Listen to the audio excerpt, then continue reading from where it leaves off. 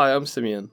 I work at JFI Studios. We are working on the game The Great Smog, which is a steampunk horror hunter set in a Victorian period. Ant actually was probably the only person to do work on Monday, Bank Holiday Day, again, celebrating our King's coronation. So Ant added the St. Paul's Cathedral pack, doing our bit, added default post-processing with the priest mutant and sounds for the level. Chris, our level designer, was drawing up some designs for the cathedral level. He's adding pipes to that to try to make it more steampunky. And the pipes add to the gameplay aspect, so he's got to consider if he shoots the pipe here, is it going to have any impact on the gameplay in a positive way? I worked on recreating the priest approach, started work on the command attack function that is now doing different functionality and is going to be called when the mutant is hit or triggered using an AI trigger. The undead were hitting things that they shouldn't, so I introduced a dot product to make sure things were in front of the AI when it was attacking, and I reduced the sphere size of the attacking spheres. I started creating the resurrect ability. This is the ability that the undead priest is going to have. So if you haven't watched the first devlog, the undead priest is a mutant that has 3 undead that will resurrect when he casts a spell, basically resurrecting them, and he sends them off to fight whoever attacks him. I then added that the only way you can stop these undead is by burning their corpses. You can knock the priest, you can do this by shooting him 2 times in the head currently, but you can also do it by exploding a barrel or something, setting off an explosive, and this will interrupt his resurrection ability. So you can stop him resurrecting his undead. I created a function for when all of the undead are dead that the priest gains a boost of movement speed and will come flying at you and attack you for a short duration. Then he will call his undead resurrection ability. I added this thing called Arvio avoidance to the vampire and undead.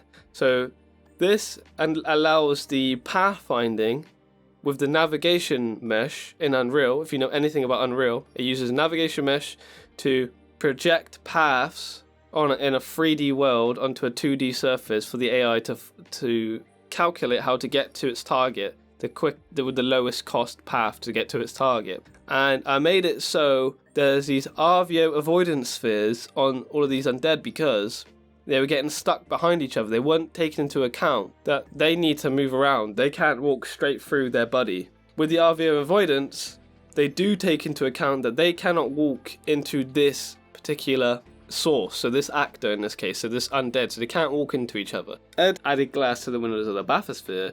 Then he separated the door from the mesh body of the bathysphere. This is for the ability to add a pivot point and then do an animation in Unreal for it opening and closing. Finally, exported all the bathysphere meshes, ready to go into the engine for the next day. And continue to tweak the grenade animations. Specifically, had to add an aim offset and tweak that to look good.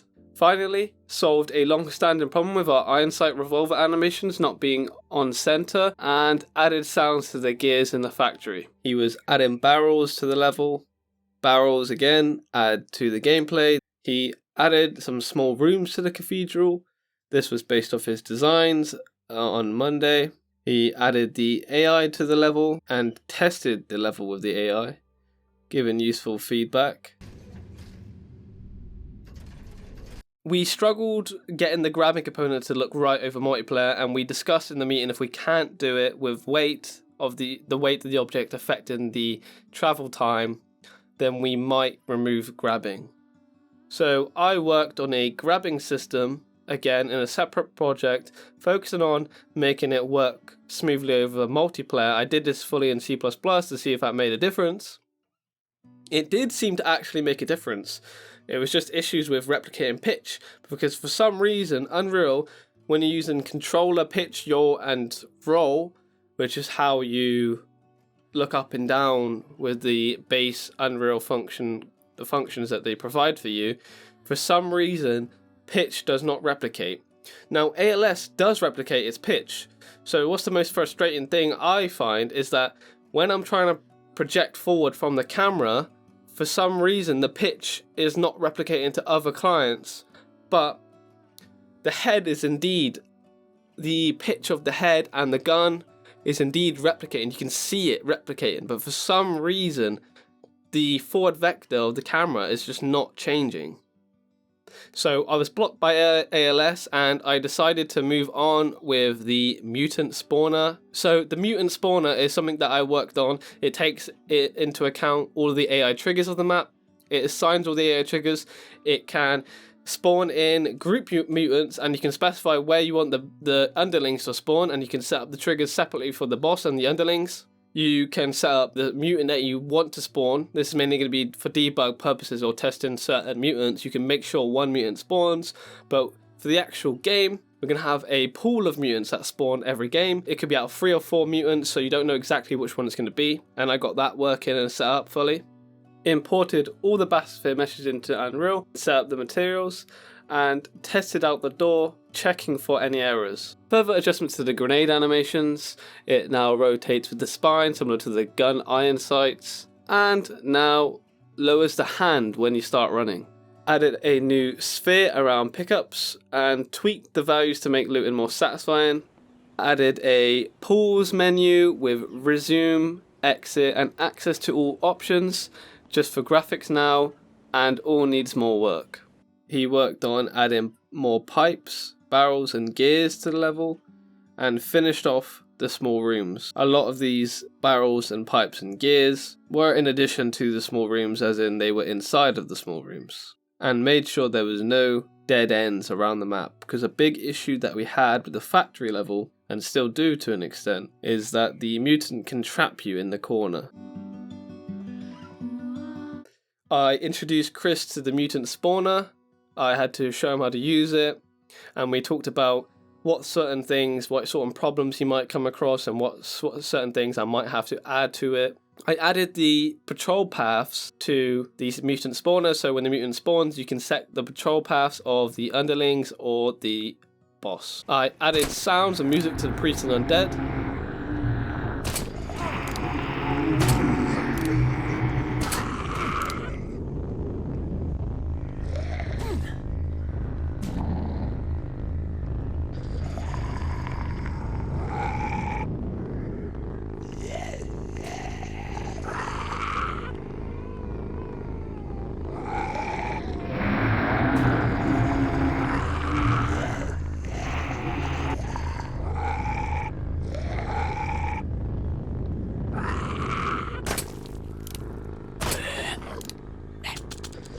I fixed bugs with the undead sliding along the floor. I worked on reviving. Now it is semi-working. It needs some more work on the replication and UI sounds and animation. Began gathering references for the exterior of the White Tower, specifically looking at the scale of the walls and the windows and testing sizes against Chris's level blockout.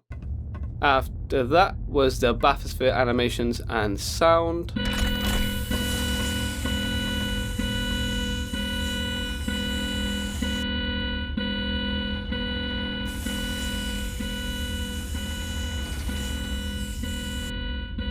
Chris added some blocker volumes to prevent the AI going places in the map that we don't want them to go to.